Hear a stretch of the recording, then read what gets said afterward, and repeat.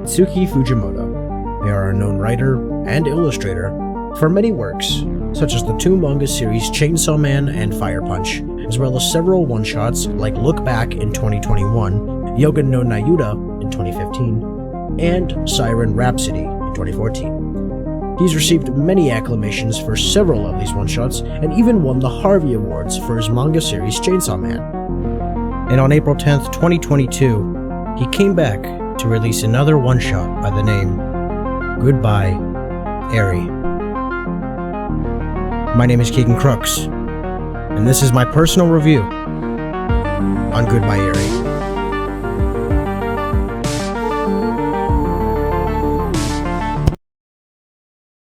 Now, before we get to the novel, I'd like to take you on a journey.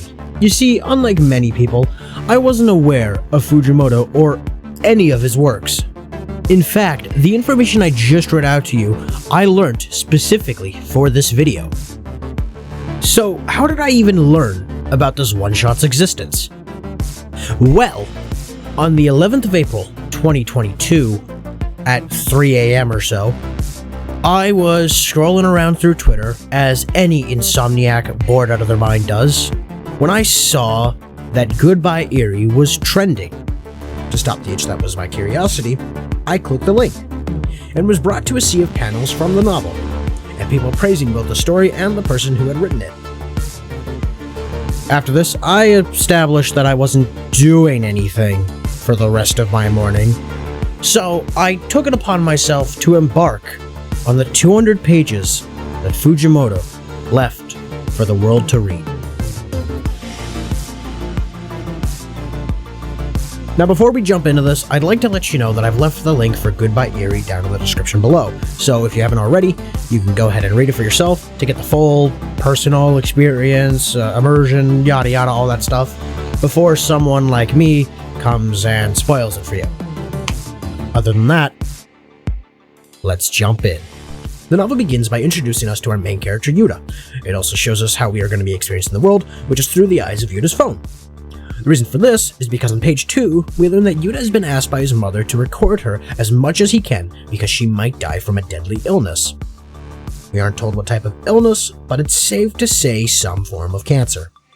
For the next few pages up to 19, we are shown a nice montage of his life, his mother, and the adventures his family had together up until we are shown him heading to the hospital, as we learn his mother is on her deathbed. Then the hospital explodes. In the next page, we learn that this was actually a movie.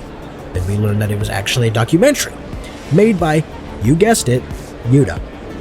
Everyone laughs, they make fun of how bad of a movie it is, then Yuta gets dragged away by what appears to be a faculty member of his school, before getting yelled at for how he treated his mother's death like it was nothing but something to be laughed at. Personally, I wouldn't have yelled at Yuta if I was the faculty member, as the video and his editing could easily be a form of coping for the loss of his mother. As we continue through and Yuta interviews everyone on what they thought of the movie, we get to a page where Yuta does his own little vlog, where he tells all the people who made fun of him and his film that he is going to kill himself by jumping off the same hospital that his mother had died at, and that it is all their fault because of what they said. Before getting the chance to do the deed, however, we are introduced to a new character in the story. She asks him if he's going to jump, and before he can properly respond, she tells him not to do it at this hospital, but rather to do it at the one near the station. As she continues to talk with him, she starts to realize that he is the one who made the movie. You know, the one that has the hospital explode. She then drags him off with her and leads him to an abandoned building where she has a projector set up to watch movies. They start a dialogue about movies and how she thought his movie in particular was awesome. She also states how she wants him to make another movie, and although he's reluctant at first, she tells him to do it out of spite and revenge for those who laughed at him before. But before he can do that, she tells him that he has to watch other movies to get inspiration and some knowledge on how to make a great movie. Once he finally agrees, she introduces herself as Eri, which is, as you guessed it, our title character. In the next couple of panels, we are given a montage of our main characters watching movies together, We also get some references to popular movies like Fight Club and Call Me By Your Name, and a little section where Eri and Yuta are at a restaurant discussing film, and each other's little quirks. Like Eri making a peace sign when characters score a win, and Yuta, even though he denies it, saying, "Aw yeah," every time a nipple is shown on screen. As we progress, Eri states that she believes Yuta is ready to make his second movie, and after many different iterations, each one is treated as either subpar, average, or boring altogether.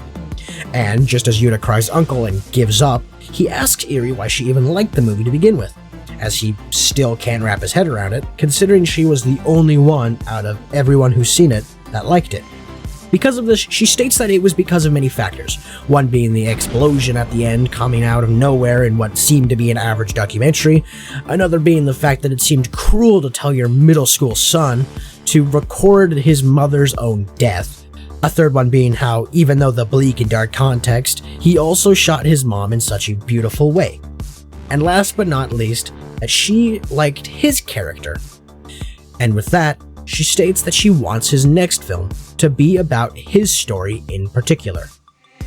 On the next page, we're on 80 by the way, we're shown both Yuta and his dad eating dinner together. And this is where he asks his dad, what is the first thing that comes to mind when thinking about Yuta? Which is movies, of course. And after that, he asks him what he thinks about Yuta's movies, which he replies explosions. I wonder why. But also, that he always sprinkles a pinch of fantasy into everything that he puts himself into. With that, Yuta returns to Eri with a new story. And that story is about a protagonist who is dragged away by a vampire into an abandoned building, who then demands him to make a movie. And I'm sure you can already guess what the movie he's thinking about making is based on. As we continue, they progress through the production of the movie.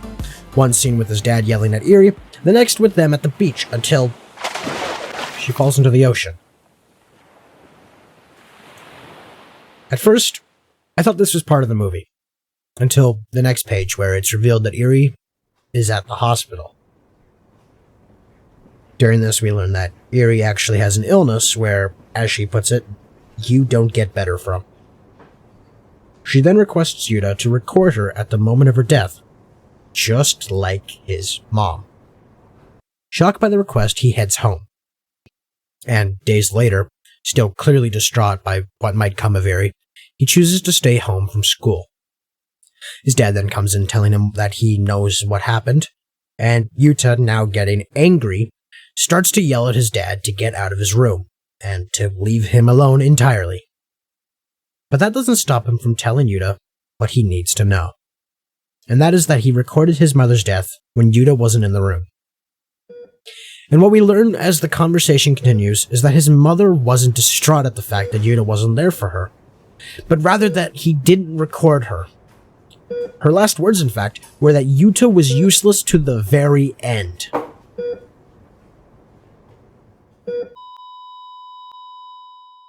As he continues, we are given some insight on the behind-the-scenes of Yuta's movie.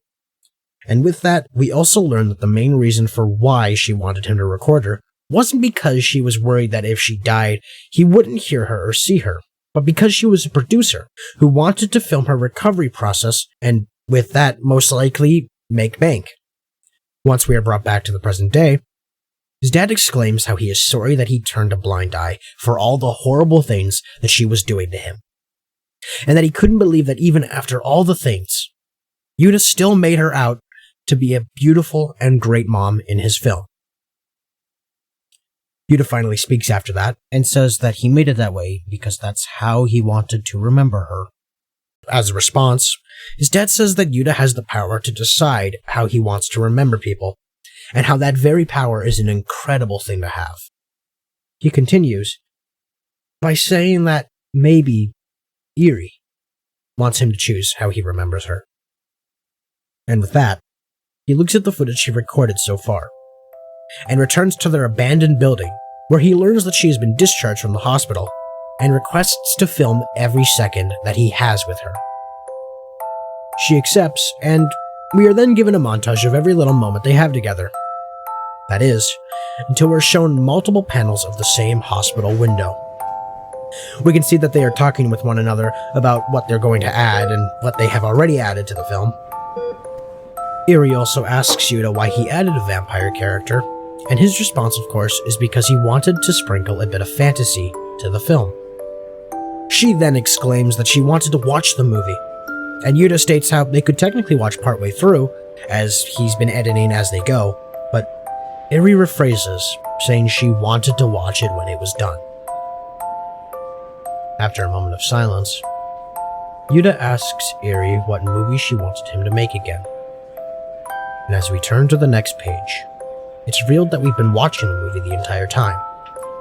And Eri states how she wanted a movie that would make everyone bawl their eyes out.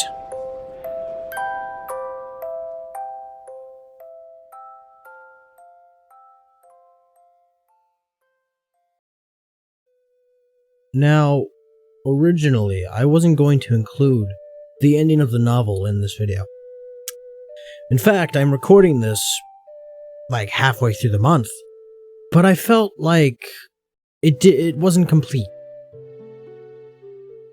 without the ending. So I've made this section dedicated to it, as it's something that is actually really important to the novel.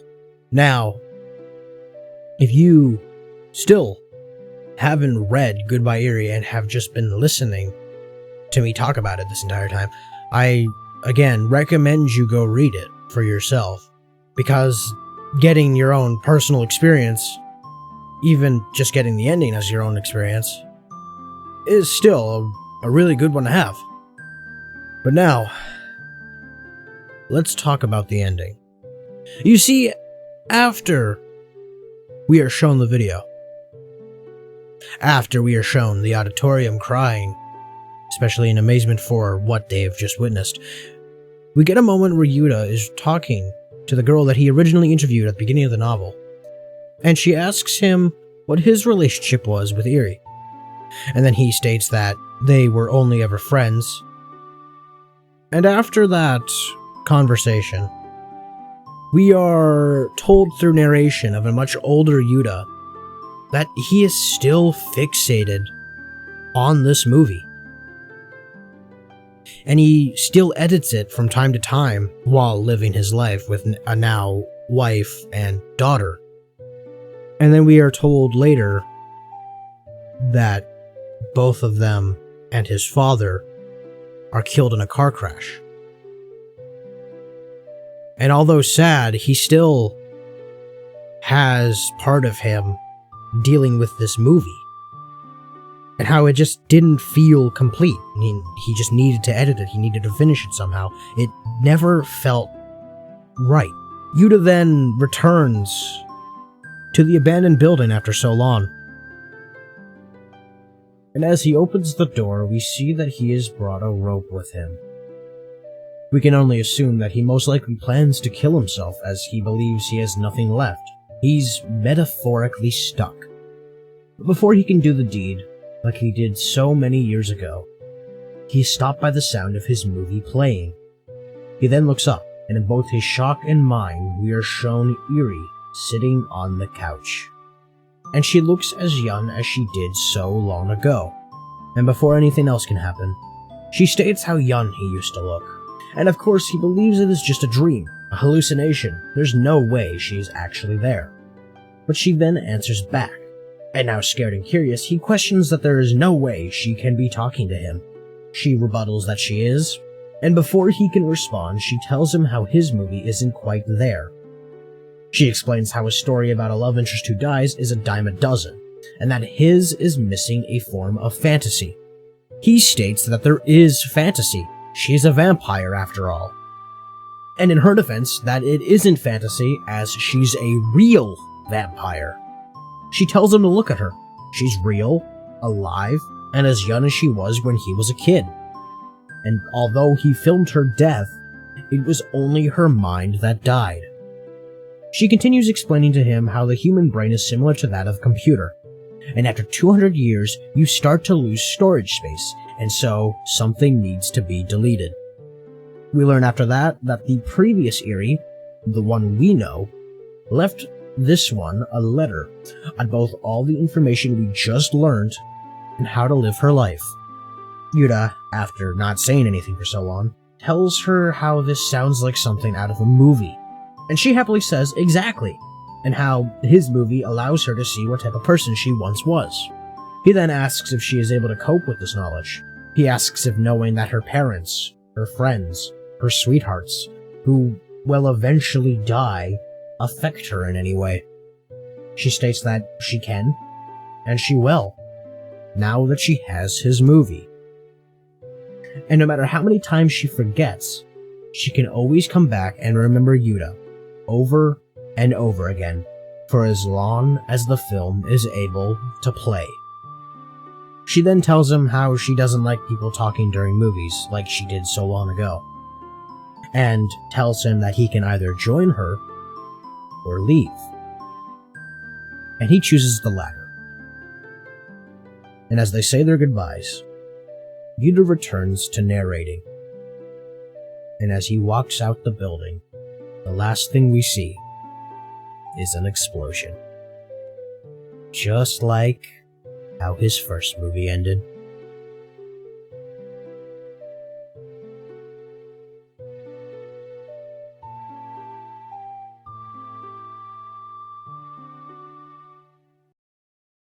So, my personal thoughts. Well, I enjoyed it, and that's kind of a flat statement, as if I didn't, I probably wouldn't be making this video. I enjoyed the roller coaster of emotions that it gave me, from confusion to happiness to sadness, and then happiness again, only to be punched in the gut again, and then confused again. It was a strange roller coaster, honestly. Like, that's the appropriate roller coaster, because I started confused, and then ended being confused. I also enjoyed the characters. They felt real. They didn't feel like a two-dimensional flanderization character that had one emotion or one characteristic that stuck with them. Like, they felt like people. And when characters died, or characters showed some grievances or hatred, I personally either felt equally towards them or against them. For instance, when seeing Eri die, I felt sad because she's a character that I grew attached to through the short 200 pages that we had. But when his mom died, even though I barely knew her, I felt angry that she died because of how she reacted to Yuta. I even felt annoyed when Yuta was being made fun of, because it just sort of hit home as someone who's been, like, verbally bullied in school. And, like, seeing his teacher just straight up yell at him without a second thought of how he might be interpreting, or, like, not interpreting, but coping with his mom's death, in a way. Like, it didn't feel right to me. Overall, I enjoyed it, and I hope you enjoy it when reading it, if you haven't already. And if you haven't, I, again, recommend you go read it, as there are some things that I just straight up cut out in context. There's some bits that if you go and read it, you won't remember hearing my voice talking over the panel. And I hope that after watching this video, and after reading it yourself, you feel obligated to share it with others. In conclusion, Goodbye Eri is a great one-shot novel, and I hope artists and writers make more stuff like this. And as for Tatsuki Fujimoto, let's just say you have another fan. I can't wait to read more of your work. But other than that, I think that's about it. Thank you for watching. I hope you subscribed. And until my next video, I will see you guys when I see you guys. Peace.